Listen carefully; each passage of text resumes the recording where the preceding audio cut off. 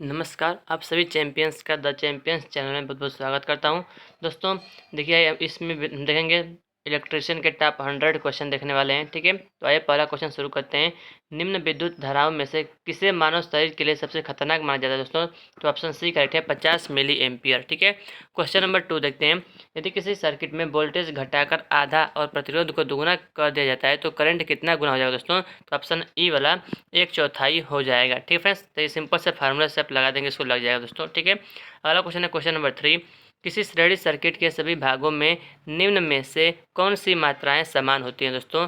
श्रेणी सर्किट में कौन सी मात्राएं समान होती हैं? ऑप्शन नंबर सी, करंट जो है वो समान होता है, इक्वल होता है। ठीक है, और पैरेलल में क्या होता है दोस्तों? पैरेलल में वोल्टेज समान होता है। ठीक है, अगला प्रश्न है कि निम्न संबंधों में से कौन सा सही नहीं है दोस्तों? देखिए, पहला है कि P बराबर V/R² कर रहा है, बी वाला है I बराबर P/V, तीसरा है I बराबर √P/R, चौथा है V बराबर √PR, और ये इनमें से कोई नहीं दोस्तों। कौन सा सही नहीं है? तो ऑप्शन ए वाला P बराबर जो है V/R² जो है यही गलत है। ठीक है ना। आइए अगला क्वेश्चन देखते हैं। जब किसी हीटर का प्रतिरोध एलिमेंट फ्यूज हो जाए, हम इसका एक भाग निकालते हैं और इसे पुनः उसी आपूर्ति के साथ कनेक्ट कर देते हैं, हीटर द्वारा ली गई ऊर्जा ऑप्शन ए बढ़ेगी दोस्तों। ठीक है, अगला क्वेश्चन है कि एक 200 वाट 250 वोल्ट लैंप का प्रतिरोध क्या होगा दोस्तों? तो फार्मूला होता है P बराबर V²/R। तो R बराबर क्या हो जाएगा दोस्तों?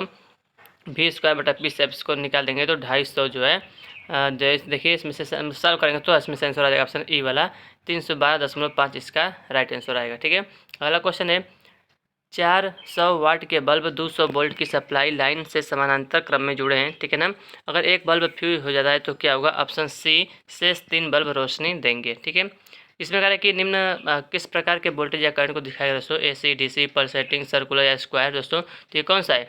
ये AC है, अल्टरनेटिंग करंट है, ऑप्शन ए वाला करेक्ट हो जाएगा। ठीक है, अगला क्वेश्चन देखते हैं दोस्तों। किसी अल्टरनेटिंग मात्रा की आवृत्ति कैसी होती है दोस्तों? तो आंसर सी है, प्रति सेकंड पूर्ण किए गए चक्रों की संख्या को हम क्या कहते हैं? आवृत्ति कहते हैं। ठीक है, फ्रीक्वेंसी कहते हैं। अगला क्वेश्चन है क्वेश्चन नंबर 10। यदि किसी अल्टरनेटिंग मात्रा का समय काल यानी कि टाइम पीरियड 0.02 सेकंड है तो इसकी आवृत्ति क्या होगी? तो दोस्तों, तो आवृत्ति जो है वो समय काल का मतलब 1/, समय काल होता है। ठीक है ना, तो F बराबर 1/T होता है। तो निकालेंगे दोस्तों तो ऑप्शन नंबर बी वाला आएगा, 50 हर्ट्ज आएगा। ठीक है, किसी डीसी मशीन के एक आर्मेचर में करंट प्रवाह की प्रकृति क्या है दोस्तों? तो ऑप्शन नंबर ई AC है। ठीक है, अगला क्वेश्चन है क्वेश्चन नंबर 12। किसी डीसी जनरेटर की आर्मेचर वाइंडिंग में एक EMF प्रवाहित किया जाता है जब यह घूमता है, किसमें घूमता है? ऑप्शन सी, जब यह चुंबकीय क्षेत्र में घूमता है। अगला क्वेश्चन है किसी डीसी जनरेटर में उत्पन्न EMF से प्रेरित EMF होता है? तो ऑप्शन बी, गतिमान रूप से प्रेरित EMF होता है। ठीक है, नहीं कि डायनेमिकली इंड्यूस्ड EMF होता है। अगला क्वेश्चन है कि अधिकांश डीसी मशीनों में वेंटिलेशन डक्ट्स होती हैं, कैसी होती हैं? तो ऑप्शन नंबर सी, रेडियल के साथ ही साथ लंबवत भी होती हैं। अगला प्रश्न है किसी डीसी मशीन का घूमने वाला भाग क्या कहलाता है? ऑप्शन सी, आर्मेचर कहलाता है। ठीक है, अगला प्रश्न है कि किसी डीसी मशीन में रोटर जो है वो शाफ्ट से क्या होता है दोस्तों? ऑप्शन बी, क्या लिखा है की किया होता है। ठीक है ना, किया KEY होता है। ठीक है, अगला क्वेश्चन है किसी डीसी जनरेटर में आर्मेचर से करंट किसके जरिए प्राप्त होता है? तो ऑप्शन ई, कम्यूटेटर और ब्रशेस के जरिए प्राप्त होता है। अगला क्वेश्चन है वेल्डिंग जनरेटर में होगा क्या होगा? ऑप्शन ए, लैप वाइंडिंग होगा। वेल्डिंग जनरेटर में लैप वाइंडिंग होगा। ठीक है, अगला क्वेश्चन है डीसी श्रेणी क्रम मोटर के घूर्णन की दिशा को किसके टर्मिनलों को बदलकर जो है परस्पर बदलकर उलट किया जा सकता है? तो ऑप्शन नंबर ई, या तो बी या सी, यानी कि या तो आर्मेचर या तो क्षेत्र, किसी एक को कोई बदल कर हम कर सकते हैं। ठीक है ना।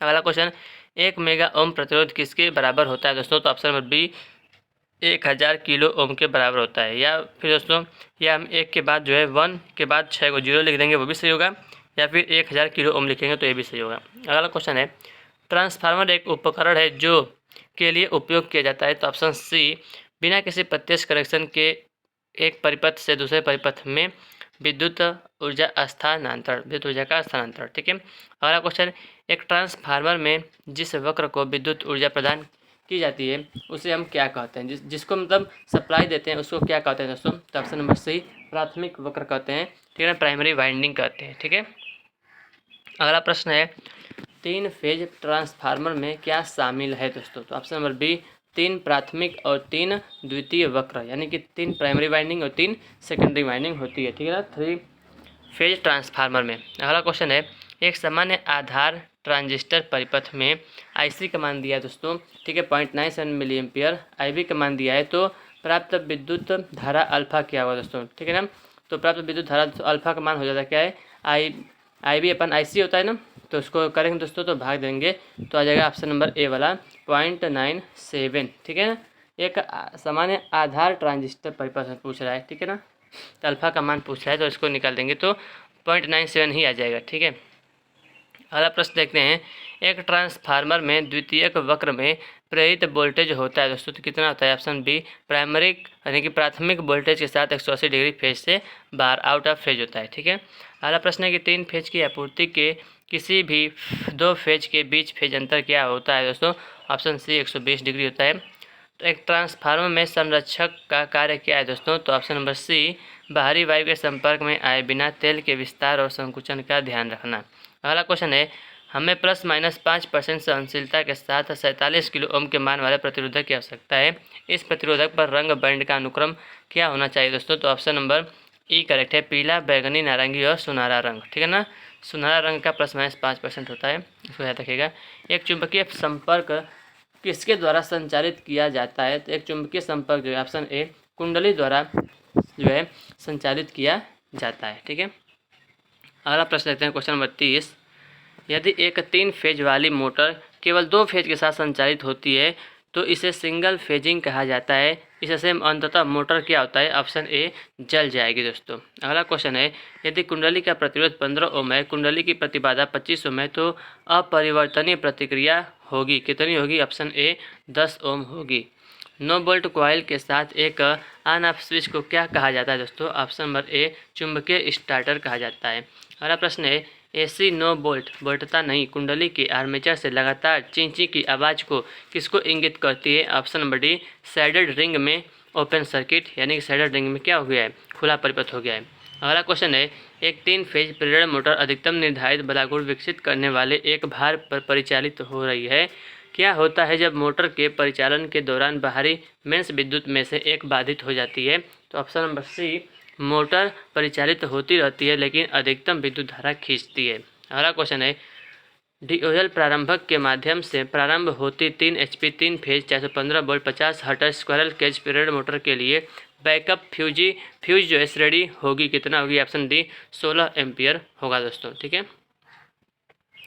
कि समानांतर AC परिपथ में शक्ति घटक को कौन से सूत्र द्वारा निर्धारित किया जाता है दोस्तों, ठीक है ना। तो इसका right answer option number B वाला cos फाई बराबर G/Y होता है, cos फाई बराबर G/Y।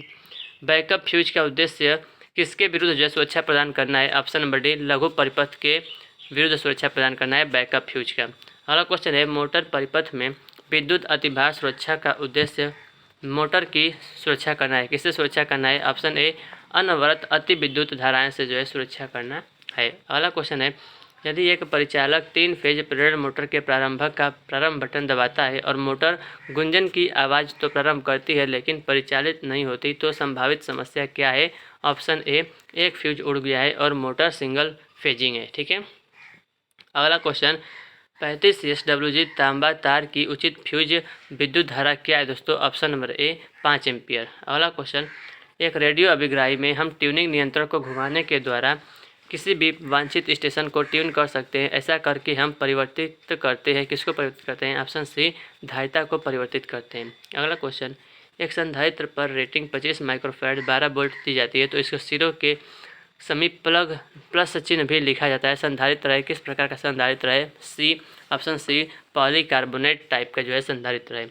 अगला क्वेश्चन, एक ट्रांजिस्टर 100 माइक्रो एम्पियर की आधार विद्युत धारा को खींचता है जबकि संग्राही की विद्युत धारा 10 मिली एम्पियर है। अल्फा और बीटा के मान की गणना करें दोस्तों, तो ऑप्शन बी 0.990 और 100 आएगा, ठीक है ना। तो इसको सॉल्व कर लीजिएगा दोस्तों, अल्फा का मान निकालेंगे दोस्तों तो बीटा का मान ऑटोमेटिक निकल जाएगा। बीटा बराबर होता है अल्फा अपान 1 प्लस अल्फा होता है ना, अल्फा बराबर बीटा अपान 1 प्लस बीटा होता है, बीटा बराबर 1 प्लस अल्फा ही साथ केवल होता है, ठीक है। अगला क्वेश्चन देखते हैं, लंबाई में 2 किलोमीटर और अनुप्रस्थ काट क्षेत्रफल में 5 मिलीमीटर स्क्वायर के तांबे के तार के प्रतिरोध की गणना करें। यदि तांबे की प्रतिरोधकता दिया गया है, ठीक है, तो क्या निकालना है हमको, जो है प्रतिरोध निकालना है दोस्तों। तो सिंपल से हम निकाल सकते हैं R बराबर रो यल अपन ए फार्मूले में रख के दोस्तों आप यहाँ से प्रतिरोध R का मान निकालेंगे, ठीक है ना। तो ई वाला आएगा 6.8 ओम आएगा।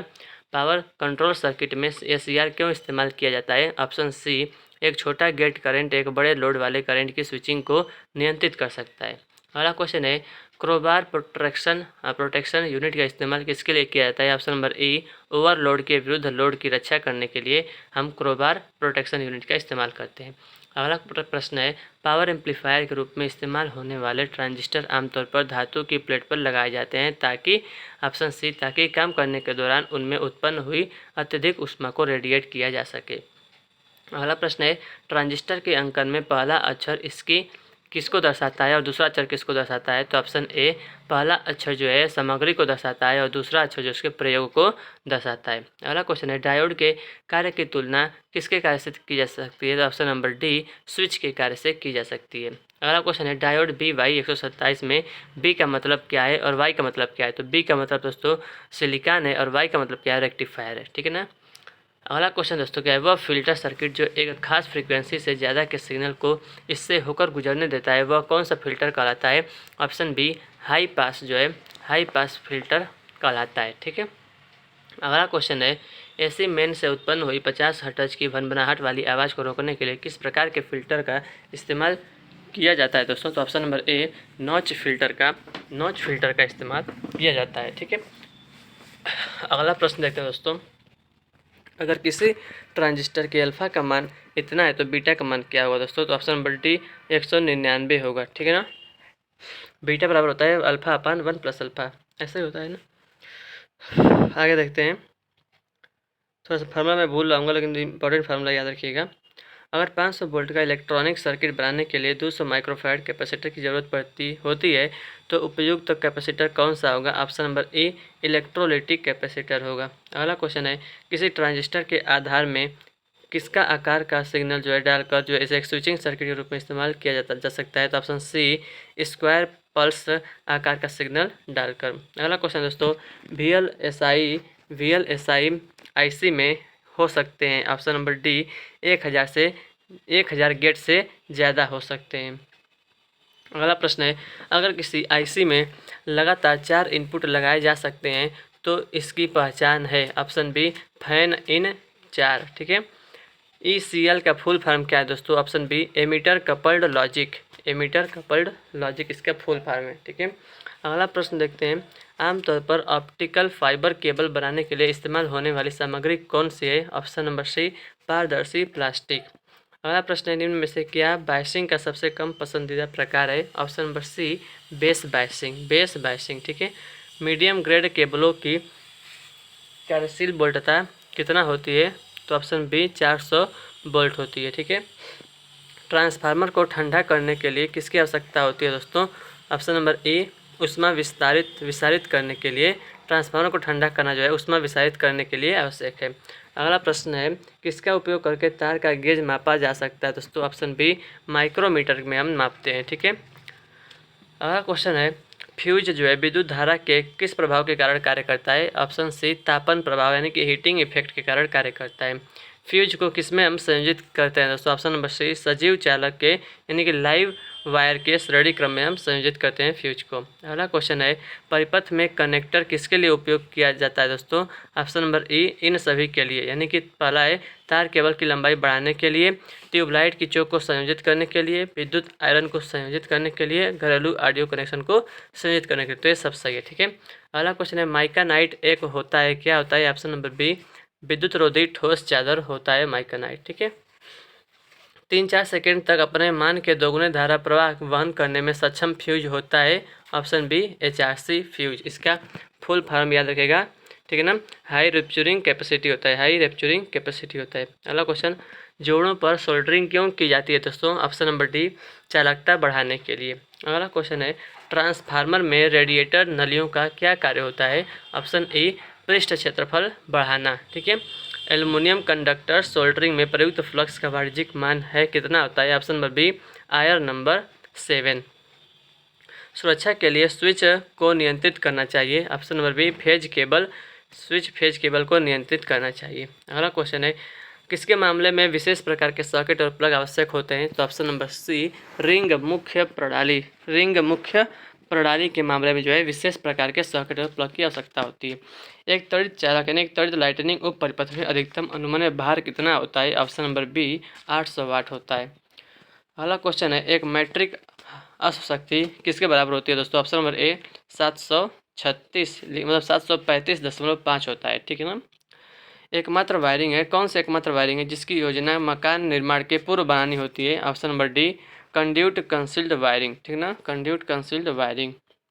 अगला क्वेश्चन है एक 3 फेज इंडक्शन मोटर के स्टेटर में उत्पन्न चुंबकीय क्षेत्र किस पर चलता है? तो ऑप्शन नंबर ए सिंक्रोनस चाल पर चलता है। अगला क्वेश्चन छत में कंसील्ड वायरिंग का बिछाया जाना किसके पूर्ण होने के तुरंत बाद पूर्ण किया जाता है? ऑप्शन बी सेटरिंग पूर्ण होने के तुरंत बाद जो है पूर्ण किया जाता है, ठीक है। अगला प्रश्न है कंड्यूट के साथ साथ अर्थ का तार बिछाने का विचार मुख्यतः है क्या है? ऑप्शन नंबर ए कंड्यूट और धातु के सहायक उपकरणों को विद्युतीय रूप से सतत बनाने के लिए। अगला क्वेश्चन है स्क्वायरल केज इंडक्शन मोटर के दो प्राथमिक भाग कौन से होते हैं दोस्तों? ऑप्शन नंबर ए रोटर और स्टेटर होते हैं। अगला क्वेश्चन छोटे सिग्नल एम्पलीफायरों को अन्य किस नाम से जाना जाता है? तो option number C voltage amplifier के नाम से भी जाना जाता है। अगला क्वेश्चन निम्न में से कौन सा घटक एम्पलीफायरों में अक्सर विफल रहता है? Option number C electrolytic capacitor. अगला क्वेश्चन प्रतिरोध का व्युत्क्रम क्या है दोस्तों? तो ऑप्शन सी इंडक्टेंस जो है कंडक्टेंस, ठीक है ना, प्रतिरोध का व्युत्क्रम क्या है? कंडक्टेंस है, चालकता। ट्रांजिस्टर बायसिंग का अर्थ क्या है दोस्तों? ऑप्शन नंबर सी ट्रांजिस्टर जंक्शनों में सर्वत्र निरंतर वोल्टेज ड्रॉप के साथ ट्रांजिस्टर के माध्यम से निश्चित करंट का प्रवाह। अगला क्वेश्चन निम्नलिखित पदार्थों पर विचार कीजिए निकिल रजत ऑक्सीजन एल्युमिनियम चुंबकीय पारगम्यता के घटते क्रम में इन पदार्थों का सही क्रम क्या है? तो ऑप्शन नंबर ए वाला है 1 4 3 2, यानी सबसे पहले निकिल, उसके बाद एल्युमिनियम, उसके बाद ऑक्सीजन, उसके बाद रजत, ठीक है। अगला क्वेश्चन है एक कैपेसिटर एसी मोटर लोड के पावर फैक्टर वैल्यू को तब बढ़ाता है जब यह जुड़ा होता है किससे? ऑप्शन नंबर सी मोटर के साथ पैरेलल में जुड़ा होता है। अगला क्वेश्चन है पीसीबी तैयार करते समय, पीसीबी का फुल फॉर्म होता है प्रिंटेड सर्किट बोर्ड। तो पीसीबी तैयार करते समय एक कॉपर की परत युक्त बोर्ड पर सर्किट पैटर्न एक प्रक्रिया द्वारा बनाया जाता है जिसे हम क्या कहते हैं? ऑप्शन बी एचिंग कहते हैं, ठीक है ना। अगला क्वेश्चन है पीसीबी पर घटक की वर्टिकल माउंटिंग को विशिष्ट मामलों में प्राथमिकता दी जाती है जहां ऑप्शन नंबर सी जहां क्षेत्र सीमित है और मात्रा में सीमाएं हैं। अगला क्वेश्चन एक BZ 148 अर्धचालक उपकरण में दूसरा अक्षर Z जो है वो किसको इंगित करता है? Option number D Zener diode को इंगित करता है। अगला क्वेश्चन है चैनल वायरिंग सामग्री किससे बनी होती है? ऑप्शन नंबर डी PVC से बनी होती है चैनल वायरिंग। अगला क्वेश्चन है आर्क हीटिंग तब होती है जब विपरीत ध्रुवीयता के इलेक्ट्रोड्स के बीच में हवा हो जाती है, क्या हो जाती है? ऑप्शन सी आयनित हो जाती है, ठीक है।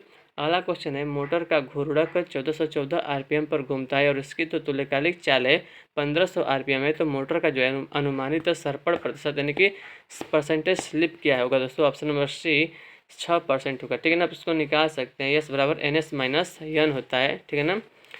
तो इसको निकाल सकते हैं दोस्तों 6%, ठीक है।